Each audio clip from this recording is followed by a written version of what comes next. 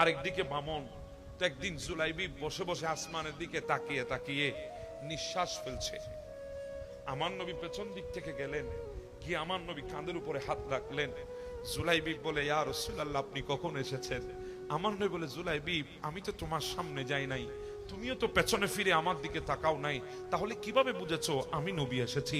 বলে, নবী কেন বুঝবো না, আল্লাহ তো এমন হাতের স্পর্শ পৃথিবীর জমিন আর কাউকে দেয় নাই, এমন দস্তে মুবারক আল্লাহ পৃথিবীর বুকে আর কাউকে দেয় নাই, এমন হাতের ছোঁয়া আল্লাহ দ্বিতীয় আর বানাই নাই, যেই হাতের ছোঁয়ায় গোটা শরীরটা শীতলতা ছেয়ে গেছে, এটা তো আমার রাসূলুল্লাহর হাত ছাড়া আর কারো হাত হবে না। সুবহানাল্লাহ। আমার নবী বলছে, জুলাইবিব, কি চিন্তা করছো আসমানের দিকে তাকিয়ে? বলে, ইয়া রাসূলুল্লাহ, চিন্তা করছি, আল্লাহকে বলছি, আল্লাহ দুনিয়ায় তো পাঠাইলা, একটা সুন্দর চেহারাও দিলা না, দুনিয়ায় পাঠাইলা ব্রাহ্মণ করে বাটি করে, দুনিয়ায় পাঠাইলা বংশ পরিচয়টা পেলাম না, আল্লাহ আমার মতো মানুষকে কেউ বিবাহ করবে না, কারণ যেখানে আরবের মানুষগুলো আমার জন্য ঘরের দরজা বন্ধ করে দিয়েছে, আমার সাথে দেখলেও কথা বলে না, সম্পর্ক ছিন্ন করেছে, আমাকে সবাই সমাজের বোঝা মনে করে, আল্লাহ আমাকে কে বিয়ে দেবে, কে মেয়ে দেবে, কে আমাকে নিজের মেয়েকে আঁকতে আমাকে সুপুর্দ করবে? আল্লাহ দুনিয়ায় তো আমার তকদির আর বিবি নাই, আল্লাহ ওই জান্নাতের মধ্যে তুমি কি আমার জন্য কোনো হুর রেখেছো? সুবহানাল্লাহ। আল্লাহ দুনিয়া তো নাই, জান্নাতে আসেনি, এ কথা জিজ্ঞাসা করতে চাচ্ছি। আল্লাহ দুনিয়াতে পাবো না জানি, জান্নাতে কোনো হুর আসেনি আমার জন্য, নাকি জান্নাতেও নাই, এটা চিন্তা করছি। আমার নবী বলে, জুলাইবিব, তুমি জান্নাতের কথা চিন্তা করছো, আর আমি জানি তুমি দুনিয়ার মধ্যেও সুন্দর বিবি পাবে। তোমার তকদিরে সুন্দর বিবি আছে। জুলাইবিব বলে, ইয়া রাসূলুল্লাহ, আমাকে সান্ত্বনা দিচ্ছেন? নবী বলে, না, তোমার জন্য সুন্দর বিবি আছে দুনিয়ার জমিনে। কিছুদিন যেতে না যেতে আমার নবীর দরবারে একজন সাহাবী আসলেন, এসে বলে, ইয়া রাসূলুল্লাহ, আমার মেয়েটা উপযুক্ত হয়েছে, নবী গো, একটা সুন্দর উপযুক্ত পাত্রের সন্ধান চায়, একজন সুন্দর উপযুক্ত পাত্র চায়। আমার নবী বলে, ও আমার সাহাবী, আমি তোমার মেয়ের জন্য বিবাহের প্রস্তাব দিলাম। সুবহানাল্লাহ। ওই সাহাবী মনে করেছে আমার নবী বিবাহ করবে, ওই সাহাবী তো আনন্দে বাকবাক হয়ে গেছে, রাসূলুল্লাহ আমার মেয়েকে কবুল করবে, এর চাইতে বড় তকদিরওয়ালা আর পৃথিবীর জমিনে কিছু হতে পারে না, আনন্দে আত্মহারা হয়ে গেছে। আমার নবী বলছে, ইয়ো আমার সাহাবী, তুমি কি মনে করেছো আমি আমার জন্য বিবাহের প্রস্তাব দিই নাই? আমি আমার প্রেমিক জুলাইবিবের পক্ষ হয়ে বিবাহের প্রস্তাব দিয়েছি। এই কথা বলতে না বলতে ওই সাহাবীর চেহারা মলিন হয়ে গেছে। ওই সাহাবী চিন্তা করছে, রাসূলুল্লাহ এটা কি বললেন, যার সাথে কথা বলি না, সম্পর্ক রাখি না, যার জন্য আমাদের ঘরের দরজা বন্ধ, তাকে আমরা মেয়ে দেব, কিভাবে সম্ভব? অনেকক্ষণ পরে রাসূলুল্লাহর সামনে বলছি, ইয়া রাসূলুল্লাহ, আমাকে একটু সময় দেন, আমার ঘরওয়ালির সাথে, আমার স্ত্রীর সাথে একটু পরামর্শ করে আসি, মশওয়ারা করে আমি আপনাকে জানাবো। ঘরের মধ্যে গিয়ে স্ত্রীকে বললেন, স্ত্রী, রাসূলুল্লাহ আমার মেয়ের জন্য বিবাহের প্রস্তাব দিয়েছে। স্ত্রীও মহা খুশি, মনে করেছে রাসূল বিবাহ করবে। স্বামী বলছে, এত খুশি হইও না, রাসূল নিজের জন্য বিবাহের প্রস্তাব দেয় নাই, রাসূল জুলাইবিবের পক্ষ হয়ে বিবাহের প্রস্তাব দিয়েছে। স্ত্রীর চেহারা মুহূর্তের মধ্যে মলিন হয়ে গেল। কিভাবে সম্ভব? ওই জুলাইবিবের সাথে তো আমরা কথা বলি না, তার সাথে আমাদের সম্পর্ক নাই, দেখতে বামন, চেহারা তো সুন্দর নাই, বংশ পরিচয় নাই, তাকে কিভাবে মেয়ে দেব? এটা তো সম্ভব না। মা এবং বাবা কথাগুলো বলছে, পেছন দিক থেকে মেয়ে শুনতে পেয়েছে। মেয়ে পর্দা সরিয়ে এসে বলছে, ও আব্বা, ও আম্মা, কি হলো তোমাদের? রাসূলুল্লাহ যখন আমার জন্য বিবাহের প্রস্তাব পাঠিয়েছে, সেটা কে সেটা আমি দেখব না, তার বংশ পরিচয় নাই এটা আমি দেখব না, সে দেখতে সুন্দর নয় এটা আমি দেখব না, সে দেখতে ব্রাহ্মণ সেটাও দেখব না। যখন রাসূল বলেছে তখন আমি রাজি হয়ে যাব। আরে রাসূলুল্লাহ যদি বলতো জানটা বের করে দিতে, আমি তো জানটাও বের করে দিতাম। মা, তোমাদের কি হলো? আমার নবী বলেছে, এর চাইতে বড় কথা কি হতে পারে?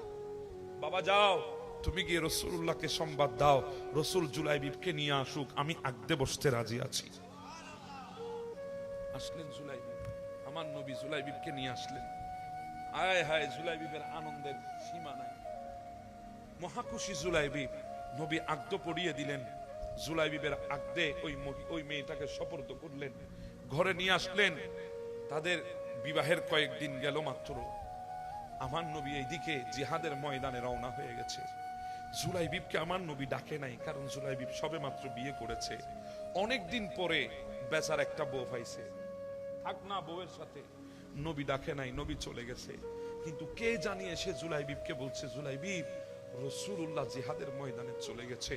জুলাইবি ফাল দিয়ে উঠে স্ত্রীকে বলে, স্ত্রী বিদায় দিয়ে দাও, আমি চলে যাচ্ছি, যদি বেঁচে ফিরি দেখা হবে, যদি বেঁচে না ফিরি জান্নাতে মোলাকাত হবে। বিবি বলে, স্বামী এত কষ্ট করে আমাকে পেয়েছো, কতই না তোমার আশার যে তামান্না একটা বিবির, এত কষ্ট করে পেয়েছো, আমি তোমার নসিবে এসেছি, আজকে আমাকে ফেলে চলে যাবে। তখন জুলাইবি বলছে, বিবিরে তোমার মতো হাজার বিবি কোরবান করে দিতে পারবো, রাসূলুল্লাহর এক সেকেন্ড সঙ্গ ত্যাগ করতে পারবো না, আমাকে যেতে দাও, আমি রাসূলুল্লাহর সাথে জিহাদের ময়দানে চলে যাব। জুলাইবি রাসূলুল্লাহর পেছনে ছুটতে ছুটতে জিহাদের ময়দানে চলে গেছে, বীর বিক্রমের যুদ্ধ করেছে জুলাইবি। শেষ মেশ জিহাদ শেষ হয়ে গেছে, মুসলমান বিজয় লাভ করেছে। এক একজন সাহাবী ফেরত আসতেছে, এক একজনের লাশ নিয়ে আসতেছে যারা শাহাদাত বরণ করেছে। আমার নবী সমস্ত লাশগুলা খুঁজতেছে, আর যারা জীবিত এসেছে তাদেরকে খুঁজতেছেন, কিন্তু জুলাইবিবকে দেখে না। আমার নবী বলে, ও আমার সাহাবীরা, আমার জুলাইবিব কোথায়, আমার জুলাইবিব কোথায়? সাহাবীরা বলে, ইয়া রাসূলুল্লাহ, জুলাইবিবের সাথে আমরা কথা বলি না, সে কোথায় এটা আমরা জানবো কিভাবে? আমার নবী বলে, ও আমার সাহাবীরা, তোমরা আমার জুলাইবিবকে চিনলা না।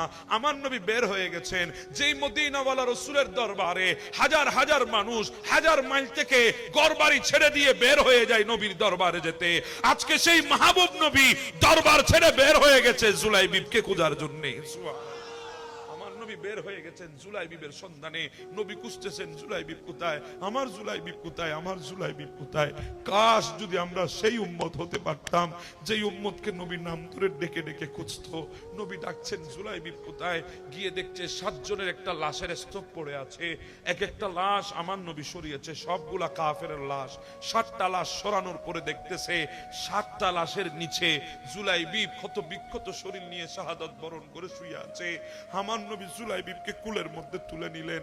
আমার নবী চোখের পানি ছেড়ে দিয়ে দুই গালের ভেজে দাড়ি পর্যন্ত ভেজে গেছে, বুকটাও ভেজে গেছে। আমার নবী জুলাইবিবকে কুলে নিয়ে আসতেছেন, সাহাবীরা তাকিয়ে আছে, হায় আল্লাহ জুলাইবিব, তোমার বংশ পরিচয় নাই, দেখতে তুমি সুন্দর না, তুমি বামন, কিন্তু আজকে রাসূলুল্লাহর কুল তোমার নসিব হয়ে গেছে। জুলাইবিবকে আমার নবী নিয়ে আসলেন কুলে করে, জুলাইবিবকে শোয়ে দিয়েছেন। আমার নবী জানাজা পড়ে নবী নিজের হাতে দাফন করেছেন। আমার নবী অজরে পানি, চোখের পানি ছেড়ে দিয়ে কাঁদছেন। জুলাইবিবকে যখন কবরে নামিয়ে দিচ্ছে, চোখের পানির ফোঁটা কবরের মধ্যে পড়ে গেছে। রাসূলুল্লাহর চোখের পানি যেই কবরে পড়েছে, ওই কবর তো কোনোদিন জাহান্নাম হতে পারে না, ওই কবরে কোনোদিন আযাব হতে পারে না। একদিকে নবীর সাহাবী, আরেকদিকে নবীর আশিক, আরেকদিকে সেই কবরে নবী নিজে নেমে যে জুলাইবিবকে শোয়ে দিয়েছেন। নবী অজরে কাঁদছেন জুলাইবিবের জন্য। দাফন শেষ করে আমার নবী আসমানের দিকে তাকিয়ে নবী মুস্কি মুস্কি হাসতেছে। সাহাবীরা বলছে, ইয়া রাসূলুল্লাহ, এতক্ষণ কাঁদলেন, দাফন করে আসমানের দিকে তাকিয়ে হাসছেন, কারণ কি? বলেও আমার সাহাবীরা, যে জুলাইবিবের চেহারা সুন্দর ছিল না বলে আরবের মানুষরা যার সাথে কথা বলে নাই, বামন বলে যার সাথে কথা বলে নাই, বংশ পরিচয় নাই বলে ঘরের দরজা বন্ধ করে দিয়েছে, সেই জুলাইবিব যখন জান্নাতে ঢুকতেছে, আমি দেখতেছি জান্নাতের হুররা 2 লাইন হয়ে দাঁড়িয়ে তাকে ফুল মেরে মেরে জান্নাতে রিসিভ করতেছে। তো যুবক ভাই, বলছিলাম প্রেম যদি করা লাগে সে রাসূলুল্লাহর সাথে করো। দুনিয়ার প্রেম ভালোবাসা এগুলো দুনিয়ায় থেকে যাবে, থাকবে না, এগুলা যাবে না তোমার সাথে। কিন্তু রাসূলুল্লাহর মহব্বত যদি অন্তরে থাকে, ওই মহব্বত ইকারে নয়, ওই কিয়ামতের ময়দানেও কাজে আসবে। মা মান আহবাবতা, যাকে মহব্বত করেছি তার সাথে দাঁড়াবো। রাসূলুল্লাহর প্রেম যদি অন্তরে আসে, রাসূলুল্লাহর সাথে হাসর হবে। যদি রাসূলুল্লাহর সাথে যদি হাসর হয়, আল্লাহর কায়নাতে এমন কোন শাস্তি নাই ওই বান্দাকে স্পর্শ করতে পারবে। কথা বলেন ঠিক না বেঠিক? আমার এইটা তোর এইটা।